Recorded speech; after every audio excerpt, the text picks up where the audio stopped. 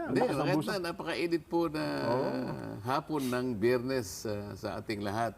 Oo. Sana po maganda ang kalagayan ninyo kahit na po napakainit po ng panahon. Oo. Pinag-uusapan namin kasi kayo Kong, yung statement nitong si Jonathan Morales, yun daw nagbulgar nung PDEA document leaks. Ang Kamara ho ba, wala siyang planong imbitahan din?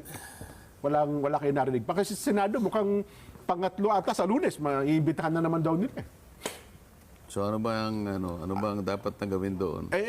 Nagtataka nga po ako kung hindi ko naman alam kasi yung resolusyon, ang unang layunin ng investigasyon ay yung Alitagtag drug hole. Nagtataka lang ho ako bakit nauwi doon sa kanyang ibinubulgar na sinasabing sangkot nga po ang Pangulo, artistang si Marcel Soriano, doon sa dokumentong hawak daw po niya na inilabas din ng ilang mga nasa social media. Yun po ang aming pinagtatakhan ngayon kung ito ba ay itutuloy-tuloy pa po ng Senado. Kala ko naman ang pinag-uusapan natin, yung pag-undertake ng hearing. Paano ba yung pag-hearing tungkol doon sa pinag-uusapan ng PDEA leaks yun eh. Opo. Medyo sensitive issue yan, Kong. Sabi nga namin, doon kami pumunto kanina, doon sa kapag ka isang tao, kasi parang tumatayo siya ang witness, dapat palang isang witness ay merong direktang kabatiran sa isang bagay na kanyang sinasabi o kanyang nasaksihan. Hindi po niya sabihin na ito ang sinabi na ganito, sinabi na ganyan, narinig ko po. Yun ho yung mga binabanggit lamang namin kanina. Ay, narinig ko naman si Senador Bato yata, sinasabi niya parang sa kanyang opinion ay parang pinatibayan naman niya yung authenticity ng dokumento. Tama ba yun? Hindi ko lang po narinig. Baka yung panghuling itong hearing. Kasi ako nakikinig dyan. Ang sinasabi ng iba, hindi totoo yan. Produkto yan ng artificial intelligence. Ngayon, siguro physical examination nung dokumento, nakikita nila na talagang sinerox mula sa isang original. Pati raw yata yung butas ng puncher.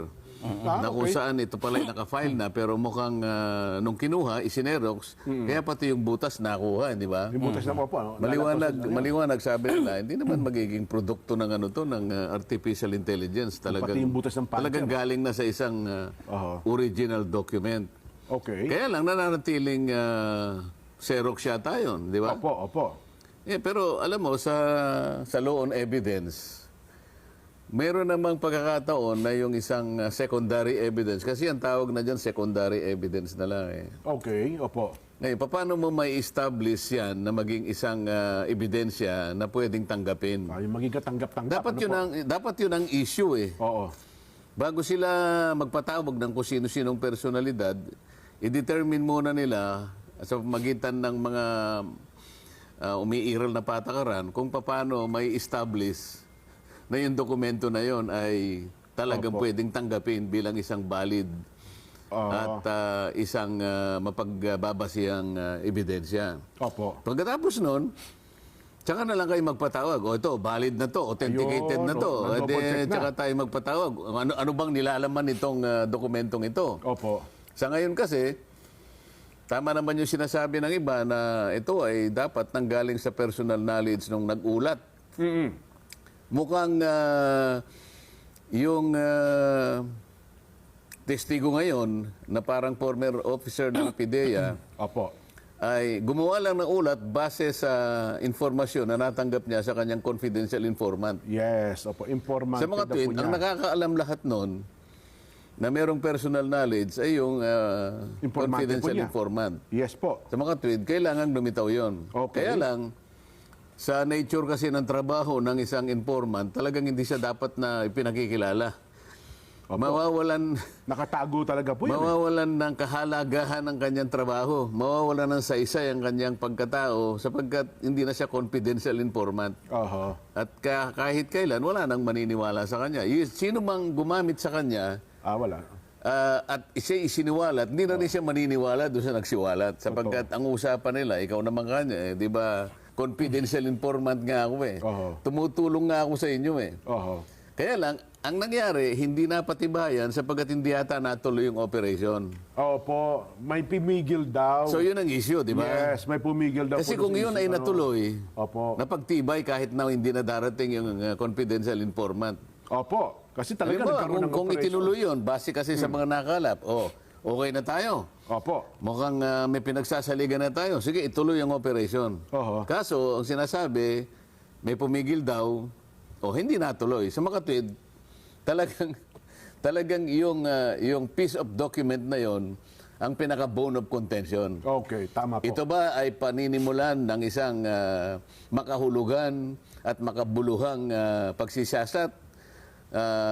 Paano natin gagawin ito? Paano natin i-establish ito Oo. na isang valid piece of evidence? Oho. Kasi kung hindi natin ma-establish na gano'n, huwag na natin ituloy ito. Wala namang kapupuntahan ito. Di ba? Nga po. Sa pagsikapan nila, sa pamagitan ng kanilang mga kaparaanan, kung paano na yung secondary evidence ay ma-establish na isang katanggap-tanggap na ebidensya. Ayun, opo. Kasi O ginagawa naman namin yun. Halimbawa, Opo. kahit sinong merong karanasan sa legal or trial practice, kapag ka ang nakuha niya ay Xerox copy lang, Opo. gagawa siya ng paraan yun para yun ay tanggapin ng korte. Sapagkat yun ay isang napakatibay na dokumento para sa kanya. Oho. Sapagkat ilalaban niya yung kanyang kaso eh. Totoo po. Kapag ka yung ano na yun, yung ebidensya na yun ay hindi tinanggap ng korte, hihina yung kanyang posisyon. Oho. Mapasaan man siya, mapadepensa, mapaprosecution. Oho. Kaya gagawa siya ng paraan, kahit na yung ebidensya na yun ay Xerox copy, i-establish niya as a secondary evidence. Ayun. Kaya nung tanungin po, Kong, yung Director General ng Philippine Drug Enforcement Agency, Director General Lasso, parang tinanong sa kanya, ano ba masasabi mo dito sa dokumento na binabanggit itong si Jonathan Morales? Ang naging sagot po niya hindi ko po masagot kasi, Your Honor, dahil sa una bes, wala po kaming ganyan Naninindigan po ang pamunuan ng PDEA na walang ganung dokumento, walang ganung record, kaya hindi niya masagot kung totoo o hindi totoo yung sinasabi po ng mga nagtatanong sa kanya. Kaya base naman doon sa mga pagtatanong sa kanya, pinatibayan niya yung mga sasakyan nakapirma, nakalagay doon mga sasakyan nga nila yun. Ayun na nga po, yung mga ginamit Kaya na nga, bikulo. merong parang may mga basihan na pwedeng mapagsaligan na merong katotohanan yung binabanggit. Hindi nga lang natuloy. Ayun. Ngayon, kung sasabihin niyang wala yun, ayun lang mga pwede niyang gawin. Opo. Na wala. Pa saan ang galing ito kung wala? Kung walang pinag-xerox na original, saan ang galing ito? Oho. Gayong pinatibayan ng chairman na ako kanya kinikilala ko na totoo itong... May dokumentong ganun. May dokumentong ganun. Ang Okay. problema nga lang, hindi na isa sa paraan kasi sa pag-authenticate nung ng dokumento Oo. na sa ngayon ay parang secondary evidence pa lang, kailangan mapagkumparahan Ayun. Pagkatapos lahat ng mga tao na may kinalaman doon, tatawagin mo. O may pirma itong, kunyari may pirma ang report na yon. Opo. Ito pangalan nito, ang pangalan ay Nelson Lubao nakalagay. Ayan. At merong pirma sa taas ng Nelson Lubao. Ikaw ba ang pumirma nito? Opo, kanya. So ma-authenticate. Ayun. Kahit nasa Xerox copy ngayon, Oo. totoo ito, in-authenticate niya kinilala. Pero natatandaan ko po yan. Sinong nag-type niyan? Ito pong si ganito, patatawag niya. Natatandaan mo ba na ikaw ay natatandaan ko nga po yan, ako po nag-type niyan. Oo. Sa mga tweet, ma-authenticate mo ngayon yan. Ayun. Ngayon, kapag ka hindi nalagay doon sa isang authenticated na kalagayan, yung dokumento na yon, hindi siya maaaring pasimulan ng isang makabuluhang Investigasyon. pag-iimbestiga pa. Ayun. Well, Dapat pala yun munang unang ginawa. yun ang i-establish. Ang ginawa nila, parang tinawag si Maricel Sori. Oo. Siyempre, hindi ko po alam. Wala naman siyang kinalaman. Wala nga, siya yung tinatarget doon. Pero, hindi naman natuloy Opo. Di ba? Tinatarget di umano, Kong. Pero Based on sa sana, kung halimbawa, yung sanang informant na yon, Opo. meron siyang sinabi na tungkol na maring sinabi ni Maricel Soriano. Halimbawa lang ito, hindi ko naman alam kung ano yung extent, hindi ko pa naman nakita yun. Pwede mo ngayon tanongin siya base ng kasulat doon. Opo. O kapag sinabi niya, sinabi ko nga po yan. Kahit pa paano, merong kaugnayan. Marang nauugnay. Doon mo pa lang siya pwedeng ipatawag. Ayun. Pero kung hindi naman natuloy yung operation, pagkatapos tatawagin mo siya ron, Oo. ano naman ang maihintay mo sagot? Di-deny niya lang yun. Kaya nga po, nung tinanong si Morales na, nakita mo ba mismo yung mga personalidad na binabanggit mo doon? Ay, hindi po. Yun po ang sinabi ng aking informante. Yun, doon sila nagkaroon ng... Hindi niya nakita ng personal, pero yun daw po... Maliban na kinuwento lang, sa kanya. halimbawa, kung magpapakabayani yung confidential informant, Ay, ibang usapan yun. na lilitaw siya, sabi niya, habang ako po'y nakikinig sa inyo pong mga investigasyon, Oo. naiipit po kanya si Morales na ang pinanggalingan po lahat ng kanyang mga pinagsusulat dyan at report na yan, ako po. Ayun. Kaya ako po inakonsensya.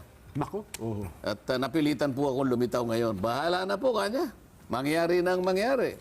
Nako. Tatayo po ako talaga para panindigan ko na yan pong nakasulat dyan ay sa akin po galing. Ibang usapan yun, Jen. Ayun. Oh, well, Kaya maaari siguro. problema ko, may history na si Morales eh. Meron Na nga raw. para siyang isang usual witness. Kasi nung 2002 daw ata po, may mga records pa na ito pala tumistigo rin sa dati Senador Pampilo Lacson na noon ay hepe ng PAOK TF. May mga ganun daw pong mga istorya. Oo. Istorya lang yun. Oh, yun na nga po. Nakita ko naman, tinanong, kasi nakikita ko si Senador Jinggoy. Opo. Ikaw pala may asuntong ganito, tsaka ganyan, tsaka ganito, tsaka ganyan. Opo. Hindi ka, parang questionable ka niyang pagkatao. Parang, hindi naman dapat ganun eh. Kasi, mabuti hindi siya sumagot. Kayo nga po, May di kaso. ba? Kayo rin nga po, may kaso, hindi ba?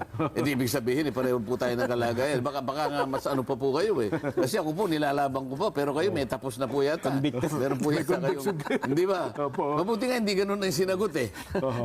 Pero magaling talaga magsalita kasi si Morales. Hindi pwedeng ganun. Hindi pwedeng ganun. Kahit na, alam mo, pag ikaw ay wala pang conviction o hindi pa napatutunayan, mananatili yung presumption ng innocence. Ganun ang presumption natin eh. Mananatili yung presumption of innocence until proven otherwise. Ayan, Oh. opo. Pag na-prove ka na guilty, na-convict ka, so dun lang mawawala yung innocence. Pero habang wala at di na-establish yun, nananatili kang walang kasalanan. Huwag mong hatol ng yung kapwa. Baka siya At naman sabi ang- pa, sa yung Supreme Court nga, pagka pinag-uusapan naman ay karapatan, kahit na the most despicable criminal Opo. is entitled to due process. Yes.